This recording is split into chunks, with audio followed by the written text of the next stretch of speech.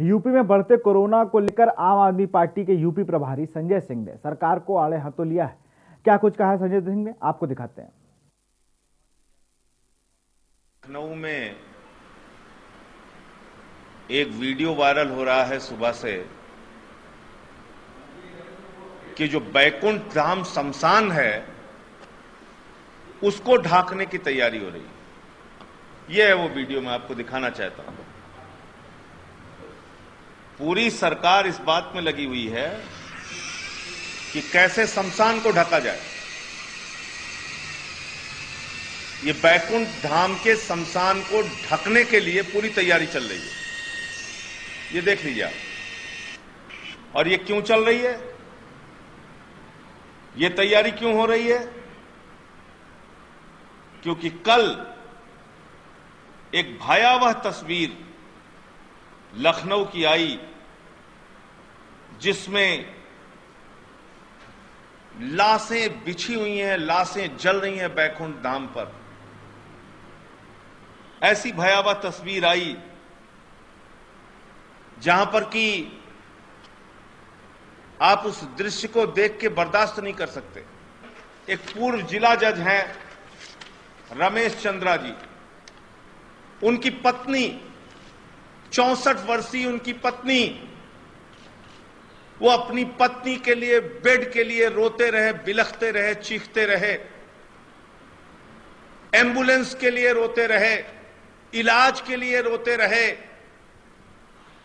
और उनकी पत्नी की मृत्यु हो गई।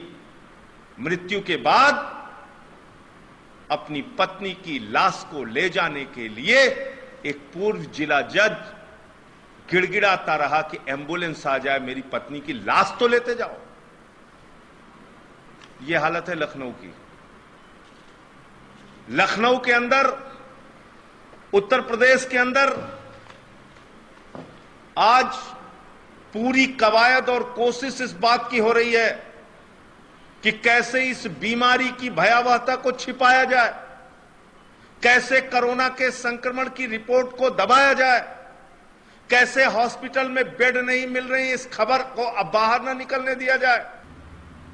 मैं उत्तर प्रदेश की भारतीय जनता पार्टी की सरकार से, आदित्यनाथ जी की सरकार से कहना चाहता हूं, अगर इतनी मेहनत आपने बेड का इंतजाम करने में की होती, अस्पताल बनाने में की होती, ऑक्सीजन और वेंटिलेटर के इंतजाम में की होती, तो शायद आज शमशान को छिपाने की जरूरत नहीं पड़ती आपको।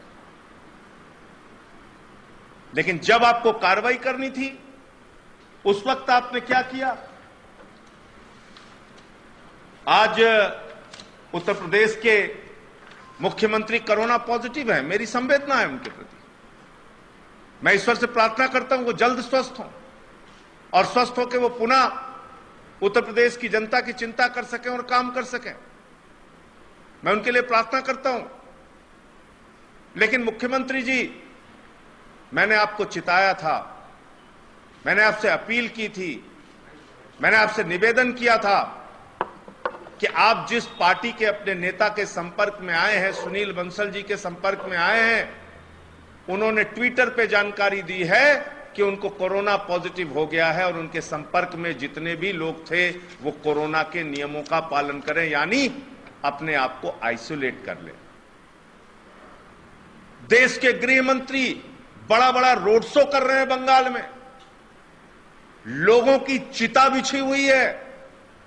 प्रधानमंत्री और गृह मंत्री को चुनाव की चिंता सता रही है। एक तरफ चिता है, दूसरी तरफ चुनाव है, लेकिन चुनाव की चिंता है, लोगों की चिता की चिंता नहीं है, लोगों की जान की चिंता नहीं। पीएम केयर्स फंड बना था, आपको याद होगा, पता नहीं याद है कि भूल गए आप लोग। हजारों करोड़ रुपए उसमें इकट्ठा हुआ, बड़े बड़े पूंजीपतियों ने हजारों करोड़ रुपए उसमें दिया कि पीएम केयर्स फंड से 2000 करोड़ रुपए 50,000 ventilator, made in India ventilator खरीदने के लिए दिए गए। राजस्थान में जो वेंटिलेटर पीएम केयर्स के माध्यम से भेजे गए उसमें से 90 से 95% वेंटिलेटर फॉल्टी हैं, खराब हैं। वेंटिलेटर में भी घपला, वेंटिलेटर में भी घोटाला। पीएम केयर्स के पैसे से खरीदे गए वेंटिलेटर में ऐसा घोटाला कि उसमें प्रेशर ड्रॉप होता है। कि आज जो परिस्थितियां उत्तर प्रदेश में हैं, इसमें तत्काल प्राइवेट नर्सिंग होम्स के बेड को सरकार अपने कब्जे में ले, वहां पर ऑक्सीजन बेड बनाए, वहां पे वेंटिलेटर बेड बनाए, वहां पे आईसीयू बेड बनाए, क्वारंटाइन करने के लिए बैंक्वेट्स का, बड़े बड़े होटल्स का, उसको भी हॉस्पिटल में कन्वर्ट करने का काम सरकार करे, स्टेडियम को भी ऑक्यूपाई करके वहां भी वेंटिलेटर और ऑक्सीजन बेड बनाने का काम सरकार करे। जल्द से जल्द इंतजाम कर लीजिए, क्योंकि इस बार के वायरस की खतरनाक स्थिति का हमको आपको कोई अंदाजा नहीं है। नहीं आए थे इतने केस पिछली बार।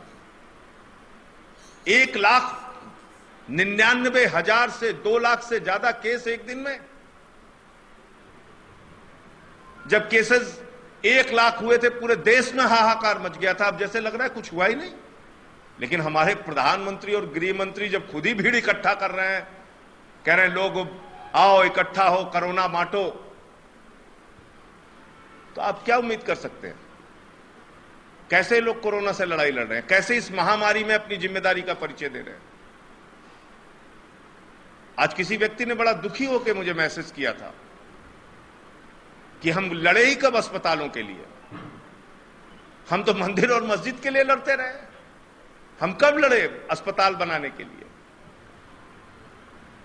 उसके उस मैसेज ने मुझे झकझोरा उस व्यक्ति के, कि बात तो कहीं ना कहीं सही है। ये मंदिर, मस्जिद, जाति, धर्म, इनके झगड़ों में ही हमको उलझाए रखा है इन पॉलिटिशियंस ने, ये नफरत की राजनीति करने वाले लोगों ने। खुद चुनावी रैली कर रहे हैं, आपकी लाशें जल रही हैं। लाशें जलाने के लिए भी घंटों इंतजार, जांच कराने के लिए भी घंटों इंतजार, बेड पाने के लिए भी घंटों इंतजार। तो अभी भी वक्त है, उत्तर प्रदेश की सरकार को जाग जाना चाहिए और जल्द से जल्द युद्ध स्तर पे